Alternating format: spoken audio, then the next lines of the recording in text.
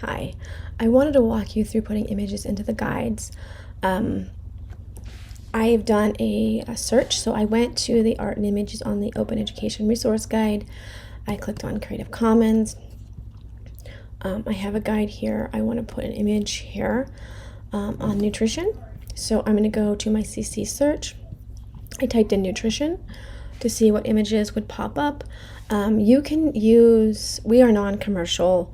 You're not going to make a derivative. That means you're changing it in some way. You're not going to do that. So unless you're adding something to it. So if you add writing on top of it, that's a derivative. So that changes what you're doing. In that case, you couldn't use something with ND. But for most part, we're just uploading the image just to have something on the page as an example of what we're demonstrating on that page. So I could actually pick any of these for my purposes. I'm going to pick the top 3 to see what I get. I see one image here.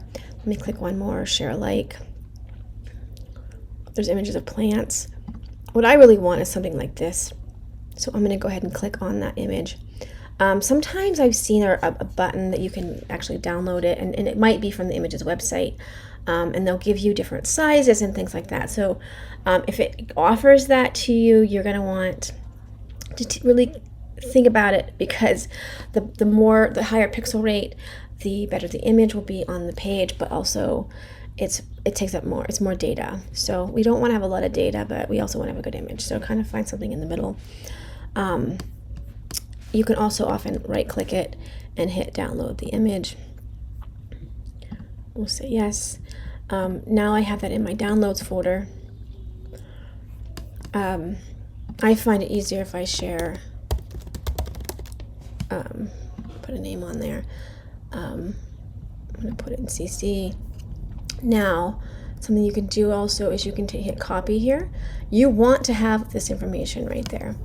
So I'm going to put that right in there as the title maybe, or maybe I'm going to go to properties and add it there. Whatever you do, you want it to be searchable.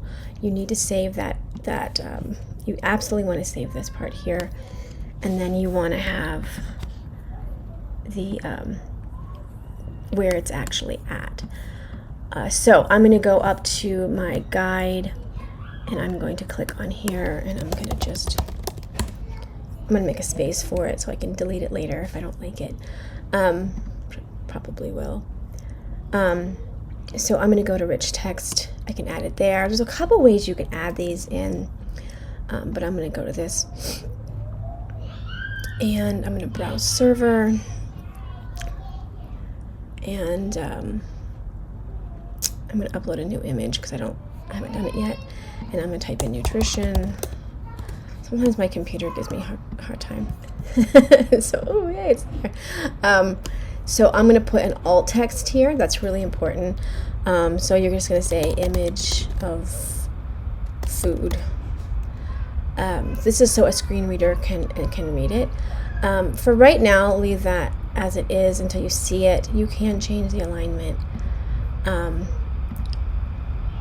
If it's something that you're going to hyperlink, that's where you would do this. You would say, open a new window. I do that often, so that they don't get lost. I do that sometimes. This looks like it's going to be giant, so let's see what it looks like. Okay.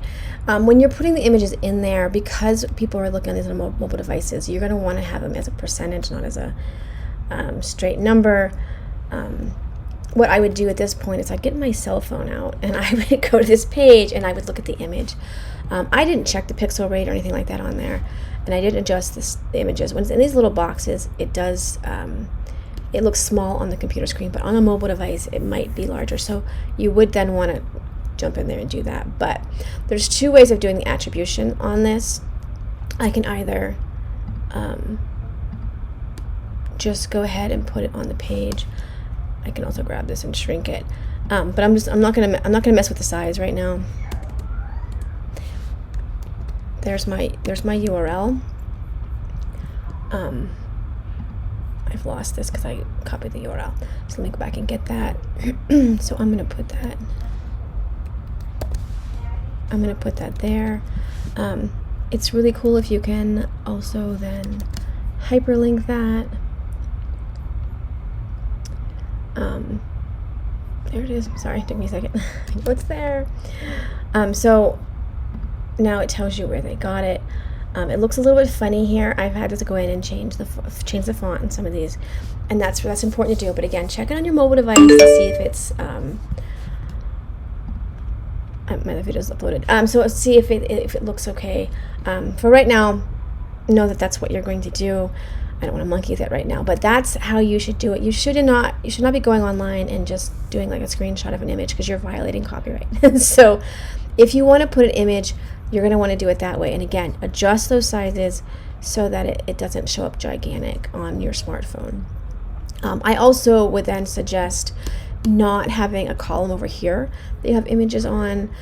All images should be on the right hand column so that they are at the bottom of the page on the smartphones.